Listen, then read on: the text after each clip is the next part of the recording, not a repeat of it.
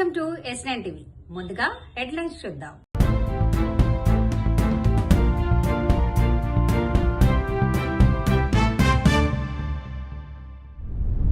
6 సంవత్సరాల బాలిక అత్యాచారం హత్య.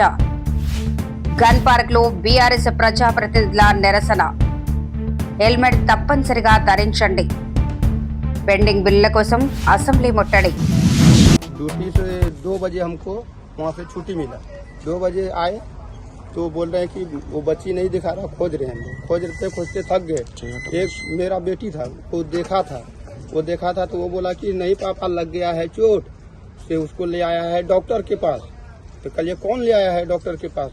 उसका देखा है? तो कहे नहीं उधर ले आया है। कल उसका रूम देखा है? कहे हाँ रूम देखे हैं। वो रूम दिखाया हमको, रूम दिखाया तो वो ताला लगा के सो गया है। अब ठीक हुआ, अब वो सो गया है तो छोड़ दिए उसको। हम लोग खोजते थक गए। साहब को फोन किए, साहब बोला कि देखो अभी दिन है रे, तो खोजो अभी किसी बच्चे के साथ खेलता होगा। तो 7 बज गया तब बोले कि फोन करके साहब को बोले रमेश सर को, तो बोला रमेश सर बोला कि ठीक है हम जा रहे हैं, अभी 5 मिनट में हम जा रहे हैं। अब यहाँ पर आए हैं कि कोई हलचल मच गया, पूरा एकदम कॉलोनी का आदमी एकदम पूरा छाता ऐसा आदमी जमा हो गया। तब पूछने लगा, कोई बता भी नहीं कर रहा है। तो बोला कि सीसी कैमरा चालू कीजिए, तो उसमें नहीं दिखा रहा था। उसको मार के यानी कि पत्थर में ये चॉकलेट और बिस्कुट उसको दुकान से दे के ले आया था, उधर पहाड़ी के किनारे ले गया। उसको मार के बस पत्थर के अंदर में ढुका के बस इधर पत्थर लगा दिया था। कितने बजे हुआ? वो यानी कि 3 बजे निकला। उसका नाम क्या है? उसका नंदनी। वो जिसको मारा है उसका नाम है नंदनी। ले जाके क्या करा हूँ? ले जाके क्या किया, वो उनके बलात्कार भी काम किया, गलत काम भी किया और बस मार दीजिए। ఇవాళ పెట్టుకోవాలనే ఆలోచన వారికి కూడా వచ్చింది కనుక ఆ ఉద్దేశంతో ఇవాళ సజ్జనార్ గారు కమిషనరు, అదేవిధంగా ముఖ్యమంత్రి రేవంత్ రెడ్డి గారు ఒక చార్మినార్ దగ్గర ఒక మంచి కార్యక్రమం పెట్టారు. కానీ దాని ఇంకా 10 మంది ఇన్వాల్వ్ కావాలి. కేవలం పోలీసు వాళ్ళు ఎక్కడికి వెళ్తారు, వాళ్ళ జీతాలు వాళ్ళ ఇంప్లిమెంట్లనే వాళ్ళకి ఇబ్బంది ఉంటుంది కనుక తప్పనిసరిగా అందరూ సాయం చేయాలనే ఉద్దేశంతో మొన్ననేమో అక్కడి నుంచి అయ్యాల యూనివర్సిటీ దగ్గర ఉస్మానియా యూనివర్సిటీ స్టూడెంట్స్, అదేవిధంగా ఇప్పుడే ఎన్సీసీ అబ్బాయిలు కూడా వచ్చారు.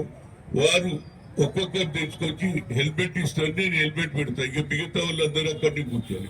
ఈ ఫోటోలు ఇప్పుడు దిగింది సరిపోయాయి. ఇక ఫోటోల చక్కర్లో రాకుండా పని చేసేది బండి ఆపండి, వాళ్ళు తీసుకొస్తారు, నేను హెల్మెట్ పెడతా. ఇక నేను హెల్మెట్ పెట్టే దగ్గర పోలినప్పుడు 10 మంది వస్తున్నారు, ఓడి ఇట్లా అంటాడు ఇవన్నీ ఉత్తరమై కొద్దిగా డిసిప్లిన్ గా పనిచేయదు. ఎందుకంటే ఉస్మానియా యూనివర్సిటీ ఇది హిస్టారికల్, ఎప్పుడో స్థాపమైనటువంటిది ఈ కార్యక్రమం. ఇక్కడ స్టూడెంట్స్ కూడా పెట్టాలన్న ఉద్దేశంతో ఈ కార్యక్రమం, స్టూడెంట్స్ కూడా హెల్మెట్ పెట్టుకోవాలన్న ఉద్దేశంతో ఈ కార్యక్రమం పెడుతున్నాం. దీనికి అందరి సహకారం కావాలి. తప్పనిసరిగా ఒక్కొక్కరు ఎవరైతే హెల్మెట్ లేకుండా పోతున్నటువంటి సైకిల్ మోటార్లు వాళ్ళు ఆపుతారు, మా ఎన్సీసీ స్టూడెంట్స్ వాళ్ళు తీసుకొస్తారు, నేను ఒక్కొక్కరికి పెడతా. ఓకే, అక్కడికి పోతే రోడ్ అంతా బ్లాక్ అవుతుంది. రోడ్ మీదకి వస్తాను అరే హనుమంతరావు రోడ్ అంతా బ్లాక్ చేస్తుండనేది మళ్ళీ ఒక కొత్త ప్రచారం అవుతుంది. కాబట్టి ఇది ఇబ్బందులకు గురి చేస్తుంది. ఎందుకంటే కొత్త సర్పంచ్లకు, పాత సర్పంచ్లకు, సెక్రటరీలకు పంచాయతీ పెట్టి ఈ పంచాయతీరాజ్ అధికారులు పంచాయతీ పెట్టి పబ్బం గడుపుకుంటారు. కానీ ఇప్పటికీ మాకు న్యాయంగా రావాల్సిన బిల్లులు చెల్లించాలని అనేక సార్లు ఈ రాష్ట్ర ప్రభుత్వాన్ని మేము అడిగినా స్పందించకపోవడం చాలా అన్యాయం.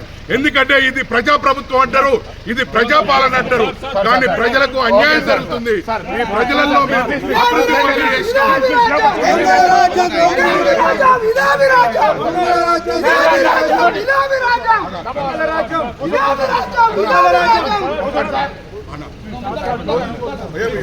అన్న మేము ప్రభుత్వం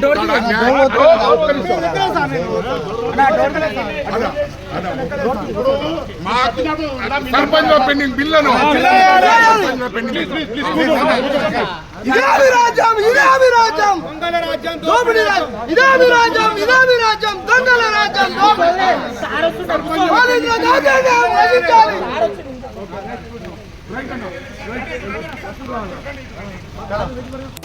రాష్ట్ర ప్రభుత్వంలోకి వచ్చిన మరుక్షణమే మొదటి కేబినెట్ లోనే మరి 6 గ్యారంటీలకు చట్టబద్ధత కల్పిస్తామని చెప్పి ఇప్పటికీ 2.5 సంవత్సరాలు గడిచినా ఇంతవరకు చట్టబద్ధత కల్పించలేని మాట వాస్తవం. మొట్టమొదటి గవర్నర్ ప్రసంగంలోనే ఆనాడే రాష్ట్ర ప్రభుత్వం చెప్పింది. ముఖ్యమంత్రి గారు సంతకం పెట్టారు. ఇంకా అప్పుడు తమిళిసై సౌందరరాజన్ గారు గవర్నర్ గా ఉన్నారు. వారి నోటంబడి చెప్పించారు.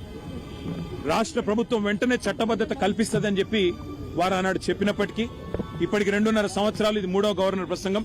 ఇంతవరకు 6 గ్యారంటీలకు చట్టబద్ధత లేదు. రిటైర్డ్ ఎంప్లాయీస్ కనీసం బెనిఫిట్స్ ఇవ్వలేని దుస్థితిలో ఈ రాష్ట్ర ప్రభుత్వం ఇవాళ రాష్ట్రం ఉన్నది అంటే దానికి కారణం ఖచ్చితంగా ఫైనాన్షియల్ మిస్మేనేజ్మెంట్. తెలంగాణను ఒక ఏటీఎం గా మార్చి ఏఐసిసికి సమర్పించుకునే దాని మీద ఉన్న శ్రద్ధ ఈ రాష్ట్రంలోని పేదల మీద లేదు అనేది తప్పకుండా రాష్ట్రంలోని ప్రతి పేదవాడి తరపున ఈ ప్రభుత్వాన్ని నిలదీస్తాం. మరి ఈ శాసన సభలో శాసన మండలిలో తప్పకుండా ప్రజల తరపున పోరాడతామని తెలియజేస్తూ థ్యాంక్ యూ. ఇంతటితో వార్తలు సమాప్తం. మరిన్ని అప్డేట్స్ కోసం చూస్తూనే ఉండండి S9 TV న్యూస్.